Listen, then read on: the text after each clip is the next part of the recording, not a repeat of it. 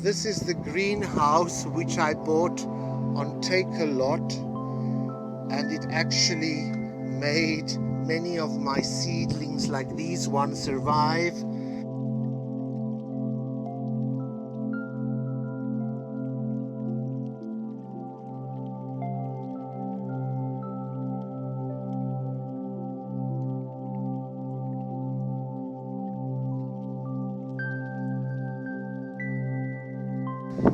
This is a raspberry bush, and we are trying to see if it would survive our Kalahari summer.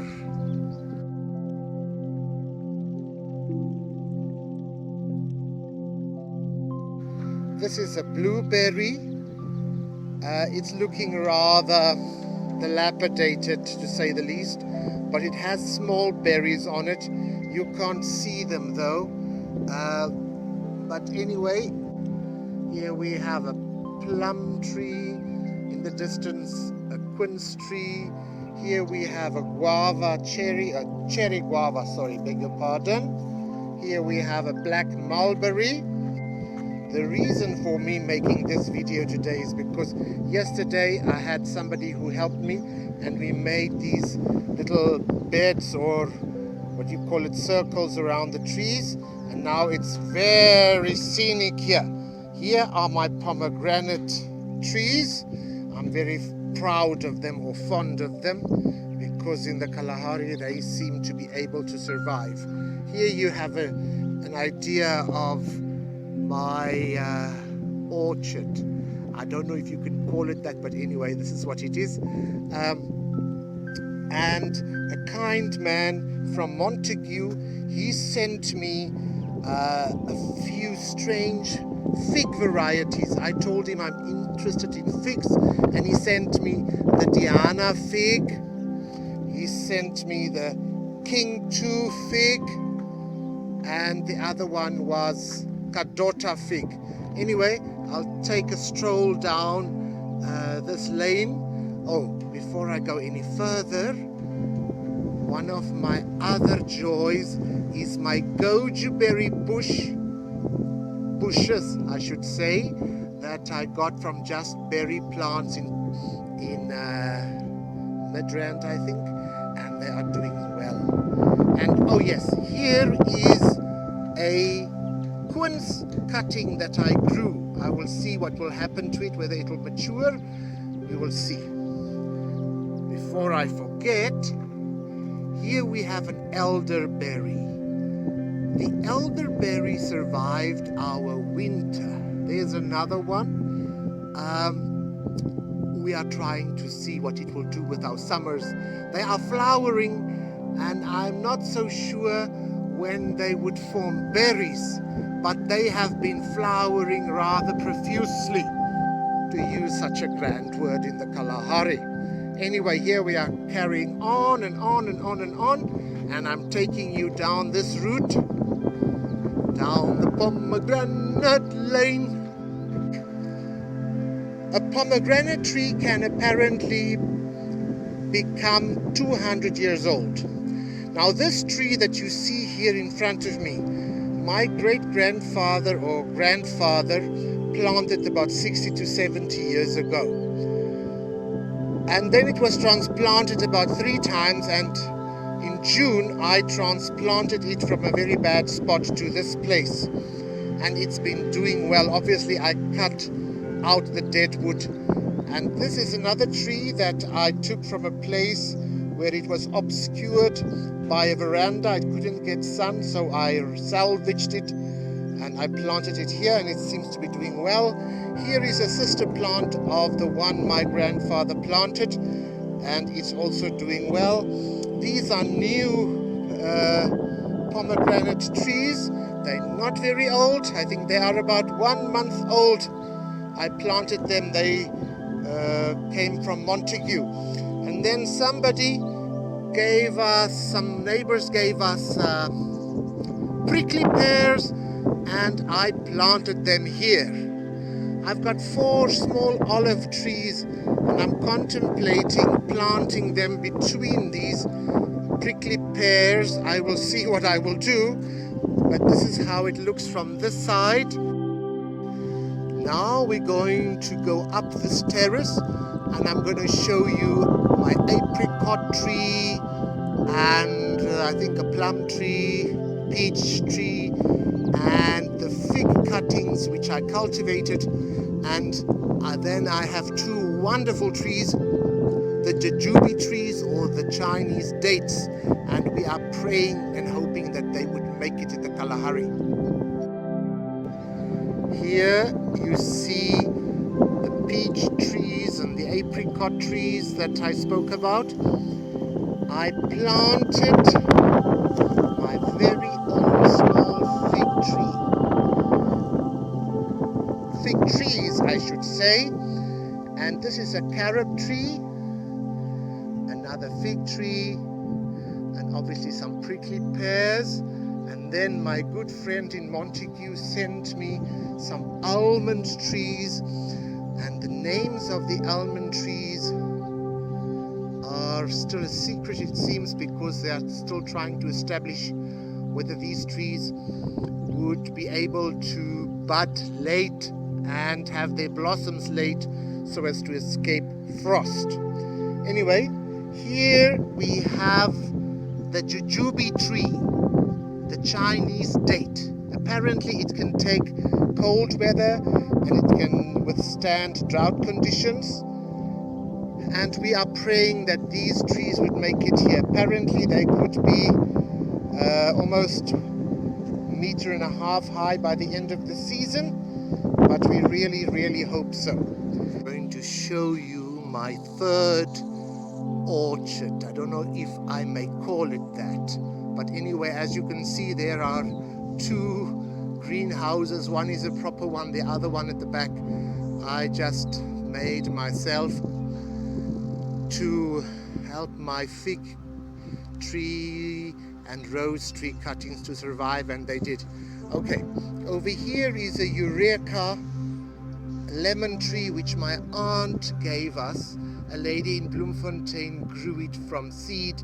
Now the Kalahari is not famous for its ability to foster citrus trees, but we will try. Here are some small pomegranate trees. Then we have some almond trees here. I'll show you the lane of almond trees. This is the lane of almond trees. Here we have a guava which took a beating from the frost, even though we planted it rather late. And my pride and joy are these 3 persimmon trees. I took a chance to plant these rather expensive trees.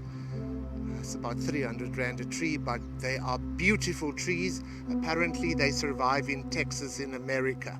They have such beautiful leaves, and they sprout leaves late in the season. Plus, even though their leaves look so beautiful, they have yet to give us blossoms. So these trees are actually very successful when it comes to dodging the frost. But I'm so happy with these trees. They look so beautiful. Now, whether they're going to give us fruit and how they will do through the summer, we don't know, but right now they are really beautiful. Okay, another tree that one should apparently grow in the Kalahari, according to me, with a little bit of knowledge that I have, is the good old-fashioned prune tree or plum tree. Because this tree, it started sprouting leaves late, and it had its blossoms rather late, so it can also escape frost, it seems. Before I go any further, let me show you this French fig tree. It's called Noir de Carombe. I'm also, as you have heard in the previous segment, I'm very interested in fig trees. Apparently a fig tree does not want to be drenched in water. Obviously here in the Kalahari, the old people, or the old folks, how should I call them, old folks, believe that you need to plant a fig tree near a dam. And apparently that is not such a good idea, because a fig tree apparently does not want too much water. If it gets too much water, it spends all its energy spends all its energy producing leaves, and it doesn't produce fruit. Okay, now I'm going to take you through this wonderful greenhouse, which was an absolute gem in winter. It helped my olive trees to survive. These are young olive trees which I bought, and I'm trying to help their roots to grow a little bit stronger before I plant them. And here you can see another way of using a milk box is you plant the seedling or sapling inside it. These at the back there are pomegranate trees which I grew from seed. Some of them are cuttings, as you will see. The other thing that I want to show you that actually made my heart beat a bit faster is the dragon fruit. I took a chance on the dragon fruit. I bought one dragon fruit and a few leaves. I think I'm on the wrong side of the sun now. Let me just go the other way. The dragon fruit managed to surprise me. It stood still for about 2 months, and this leaf you see here, this one, that is about 1 month's growth. These small horns will become easily 30 centimeters in no time. Now obviously a dragon fruit is a subtropical cactus, and whether it will survive our harsh summer, that still has to be seen. Plus I will have to build it its own house for the winter, because it's taking up a lot of space. You have to build a trellis.